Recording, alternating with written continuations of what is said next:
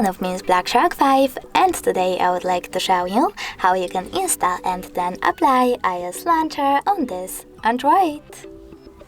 Firstly, just go into Play Store and click on the search bar right away.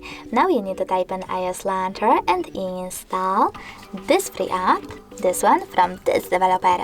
When it's ready, tap on Open and wait for the pop-ups.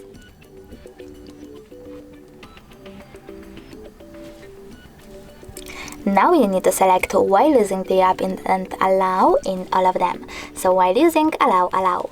Then swipe up and choose Home button. Now you need to access Settings and click on Apps section right away. From here, click on Manage Apps and click on those three dots at the top right corner. Then select Default Apps and finally click on Launcher. Now you can apply iOS 1 by clicking on it. Lastly, click on Home button, tap on Got It, and as you can see, Apple layout was applied successfully on my Black Shark. But you can always just switch between your layouts by going into exactly the same settings and tapping on System Launcher or selecting iOS 1.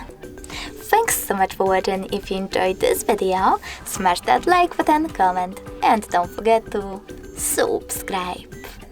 Bye!